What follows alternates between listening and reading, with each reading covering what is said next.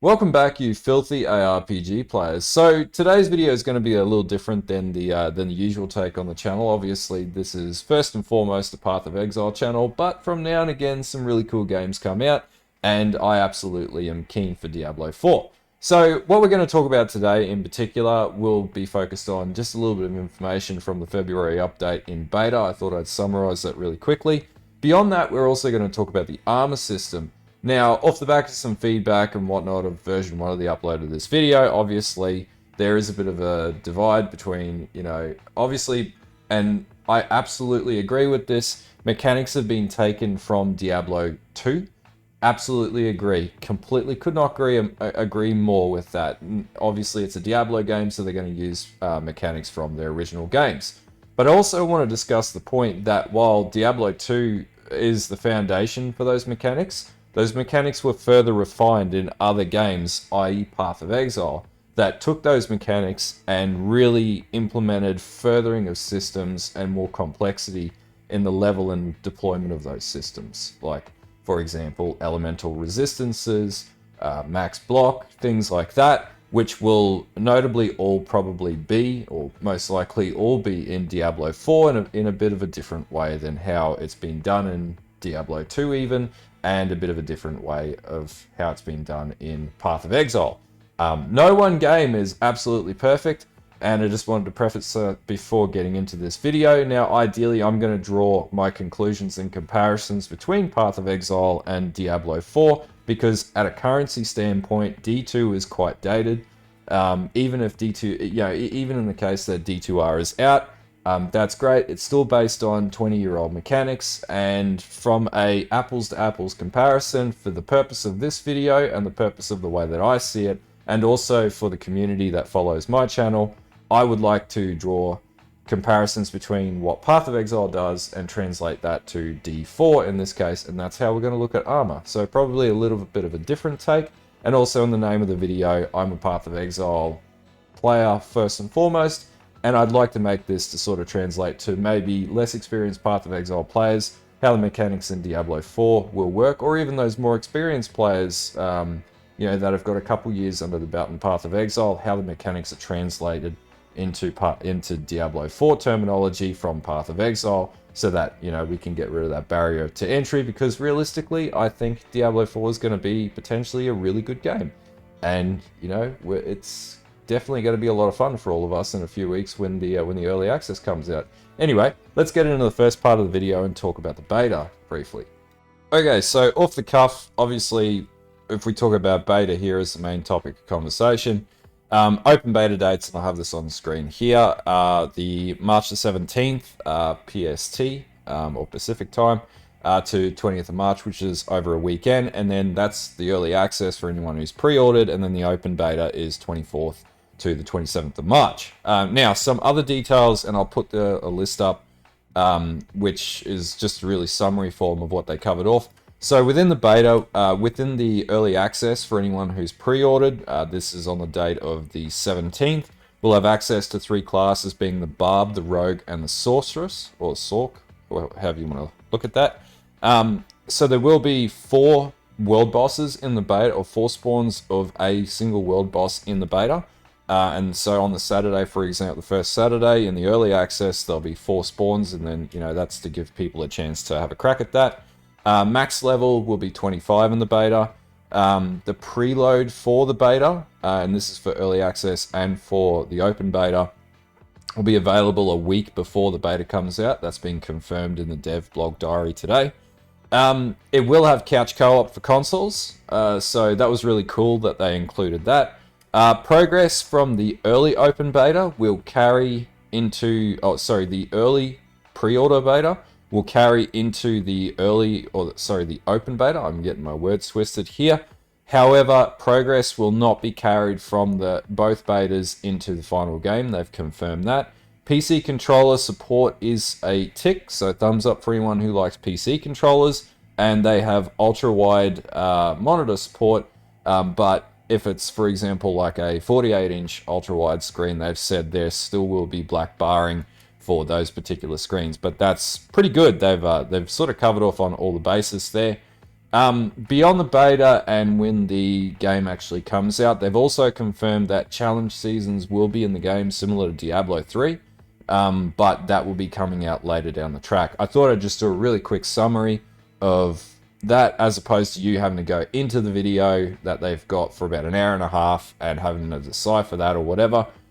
Those were the key take-home points that I took to pretty much cover off on the beta from their dev diary today. So just keep it really quick for everyone and make it really easy to digest. Okay, so just looking at the Armour announcement, or the Armour run through that was released in the February update yesterday from the dev team for D4. One observation I'll make about the video that they put out is the explanation around it wasn't very good, and so I thought I'd like break that down a little simpler. Now, I'm going to preface this and say that absolutely these mechanics were in Diablo 2. They're in D2R. The mechanics, though, in some form were not really in Diablo 3, and Diablo 3 is a little bit of an enigma versus Diablo 2. And beyond that, Diablo 2's mechanics are in Path of Exile, obviously being the inspiration to Path of Exile, but in a much more complex manner. But we'll just look at this objectively as the way that it was articulated in the video and just clean up some of the commentary and summarize this into a few key points. So obviously the way that Armour is going to work in the game is going to be dependent on item power or monster power, either way you want to look at it. If you're a Path of Exile player, this is item level. If you're a Diablo player, this is monster level. And then obviously you're going to have the scale of the item power or the item level that'll scale with the increase in the monster level as you sort of level up. So crafting in the game is not going to be, being Diablo, not as deterministic as Path of Exile, and much less complicated in many ways than what Path of Exile is in that respect, because in Path of Exile we have a much more robust crafting system. Though that might change when we see more information about Diablo 4 come out. We're not entirely sure yet, and we don't really know if there's a market system similar to Path of Exile as well. That being said, there were crafting mechanics in Diablo 2 to sort of get the same sort of result using the Herodric Cube and whatnot. So, we might see some really interesting areas on that based on stat-based rolls, on items based on their item level. But basically, they really simplistically articulated that the higher the monster level, the better chance that you're obviously going to get higher item-powered items, and that's going to give you more armor as you scale up. So obviously, the higher the item level, or the higher the item power, in Diablo terms, the higher potential chance for an armor roll to be higher, which is basically what you're going to do as you get to endgame. You're going to level up your gear, level up your item power, so you can face monsters with a higher monster power, and you're going to stack more armor. Now, they did make mention of resistances, and obviously that was in Diablo 2, it's in Path of Exile, it's in D2R, it's in Diablo 3. Though Diablo 3, I never really liked it in Diablo 3. It sort of feels insignificant. Like, it is significant, but it doesn't really have a cap. Path of Exile, it obviously has a cap. Diablo, it's more capped as well, and we take into account block mechanics in a much more serious nature in Diablo 2, as well as Path of Exile. But basically they announced like shadow resistance is going to be one of the resistances in the game, and the way that I articulate this in Path of Exile terminology is this is going to be very similar to Chaos Res. And what this basically also means is you're going to have your standard cold, lightning, and fire resistance, and poison resistance, and whatnot as well, which again is similar to Diablo 2, similar to D2R, similar to Path of Exile, and it's all in the same light. So that's pretty standard. But where it gets really interesting in the way that they articulated armor is that basically armor is going to, so say you had 50% physical damage mitigation from armor, then arguably the way that they articulated the effect of armor in that case is that you're also going to get 50% of that 50% damage reduction, physical damage reduction, as non-physical damage reduction. So what that'll mean, if you had 50% physical damage reduction and you're rolling, a shitload of armor on a character, then you would expect to have, say you're mitigating lightning damage, 25% damage reduction to lightning damage. And this acts very similarly to the Juggernaut Ascendancy and Path of Exile called Unbreakable, which does it at a rate of 8%, so it converts 8% of your total armor to mitigate, you know, your elemental resistances. So there's some real crossover and similarities between the two games in this respect. So the other thing that they made mention of really briefly was world tiers will have a penalty on elemental resistances. This happened in Diablo 2 as you leveled up through the different difficulties and did each playthrough. And this also was pretty prevalent in Path of Exile as you went through the 10x and once you complete Kitava and whatnot. So the same elemental resistance penalty will apply, and the way that that's applied across the whole game as you level up and get to that true end game, and that forces you to obviously progressively increase the quality of your resistance capping, and also if you're stacking armor, you're probably going to have a really good chance of being able to face tank elemental with the way that physical damage, the 50% of your physical damage is also you know, takes into account non-physical damage. And I actually don't mind this mechanic because it means that stacking armor can actually be a really good way to mitigate non-physical damage being elemental damage, which isn't in every single game that you play. And that's a little different from Path of Exile, because Path of Exile, that doesn't really happen unless you have specific gear-centric setups, or, you know, you have your negative lightning res, your Doriani's prototype, where you basically stack negative lightning res and your armor then compensates as your defense layer for lightning in the absence of having lightning resistance. But it's a really interesting mechanic for those who play Path of Exile. It's really translatable to what we do in Path of Exile, and I don't mind that.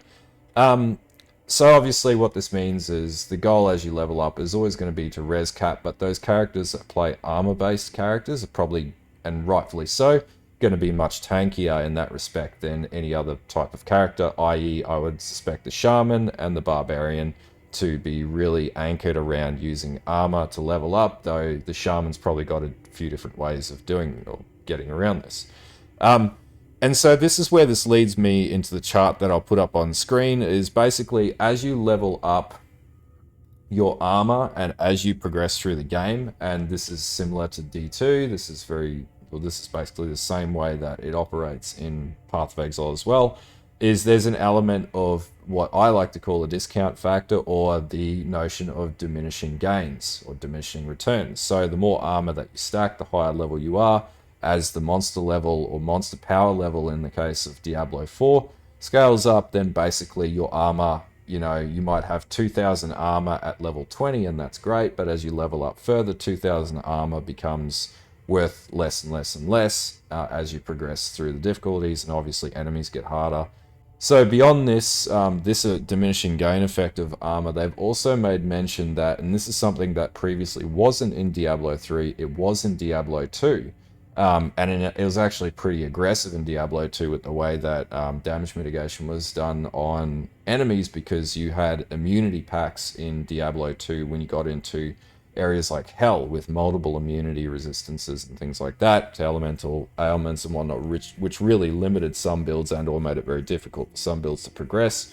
But they're basically taking that system, and I haven't seen anything about immunity at this stage, or they haven't made mention of it, but they are allowing for monster damage mitigation to be factored into the mechanic of enemies and monsters. What this basically means is, and they openly noted this in the February update as well that was released yesterday, was where one of the biggest issues that Diablo 3 had was in the billions of DPS, and basically the mechanic that they built into Diablo 3 was they scaled the monster difficulty or the monster survivability based on just ever increasing HP of monsters, which means huge sums of power creep and having to constantly have the player scale up into obscene levels of damage. Now, where this is more grounded is in Diablo 2, it's in Path of Exile, where fundamentally monsters they have that damage mitigation so that you don't have to continually stack more HP on enemies to make your character seem a little weaker or give you that progression curve to actually have to level power up for the character power. And this was one of my criticisms and many other criticisms, many other people's criticisms of D3. When you're running around and you're clapping things for like 500 billion DPS, it's just, you can't take that seriously at that point. And so they fixed this in Diablo 4 from what we can see here by adding monster damage mitigation into monster stats so that they don't have to scale further HP, they just scale damage stats on the monsters. Now that being said, what they also made comment of is that this though will not outshine the ability for the character to level and scale character damage up. So what that means is there'll always be this slight advantage to the player that the monster mitigation, depending obviously of the monster level that you're versing and your level and your gearing level, your damage will always be slightly above the resistance or the damage mitigation of an enemy. And I would assume this would be accessibility sort of methodology that they'd be taking too, being that this game is D4, you know, depending on how you look at it in the early stages, if you have this impossible climb to get through, then that really sort of pushes players away, which is probably one criticism that people could make about Path of Exile, is that there is quite a barrier to entry and it can actually be quite stigmatizing versus enemies that will basically destroy you every 5 seconds or just randomly one-hit you. And I actually think this is not a bad idea, and it definitely makes it a lot more approachable and much easier to get to endgame as well. How it's going to work at endgame, I'm not entirely sure. Some people say it's going to be absolutely vicious at endgame. I just, after playing so many years of Path of Exile, can't see an endgame that could be harder than Path of Exile's endgame, especially when you're like deep delving and stuff like that, where, you know, we're talking like insane levels of damage mitigation you have to build characters into, and minning and maxing. I don't know how that's really going to be done in Diablo 4 at this stage at endgame, because I've always looked at Diablo as a more casualized game, and I know that some people are going to get upset with me making that comment, and you can come at me over it, but us PoE players tend to really play some hardcore shit. And yeah, it'll be interesting to see how it's tackled. I could be completely wrong, and it could be absolutely face melting. Originally in Diablo 3, one of the obvious observations there is when you got to endgame, you had a death timer and it was almost impossible to get, you know, further throughout the endgame. I remember there was only like one group that cleared the whole game into that into the highest difficulty at the time when Diablo 3 launched. So, you know, I could be completely wrong and it could be impossible at endgame, but it'll be interesting to see how this works. But basically, they've addressed the power creep issue. But that's my roll-up of Armour and what I took from the February update at this stage. Okay, so the final thing that they covered in the video was Strongholds. So what are Strongholds? And I'll have a video up above. So basically, in each zone, there's multiple instances of Strongholds. These are instanced to the player and the player's party, so other people can't see, or global players can't see when you engage in a stronghold. So think of it like a MMO instance sort of thing. Now, from what they've noted is completing a stronghold's a singular event, so you can only do it once, but it'll have a lasting impact on the rest of the Diablo 4 world, or Sanctuary, if you want to look at it like that. Some of the things that they said that will come with that is you'll have access to new vendors, potentially, new waypoints, new side quests, new dungeons and zones will open up as well. And also that stronghold would become a shared zone. So basically you'll be able to see other players and interact with other players and things like that once you complete it, but it permanently changes the instance of the world that character is playing in. And that's basically what that's all the information they've given to us at this stage of the game around this. Looks really cool. I'm pretty excited to see how the world works because it's very MMO-y, but still ARPG sandbox. Anyway, that's what I took from that. So do with that what you will. It looks really cool either way. Alright, so I hope this video has been informative. For anyone who follows the channel, there will be some probably a lot more D4 content, but there'll always be tons of Path of Exile content coming out on this channel. This is Path of Exile channel first and foremost, and we're going to sprinkle some Diablo 4 onto it for a bit of variety for everybody. For anyone else new to the channel, don't forget to like and sub, follow the Twitch as well, and post in the comments. Let's discuss and talk about this. It's really interesting, and you know, especially PoE players coming into D4. I know that us PoE players are very hardcore and dogmatic in the way that we like our games and ARPGs, but I actually genuinely think D4 could be really good. I'm really hoping that they don't introduce any predatory monetization mechanics, because, you know, that will win me and I would say a lot of people back if they don't do that. But hopefully soon to be seen what they actually do with that. It looks like they're on the right track. So fingers crossed. And anyway, expect more videos like this into the coming weeks and in the lead up to the beta as well. Until next time, have a good one and stay filthy.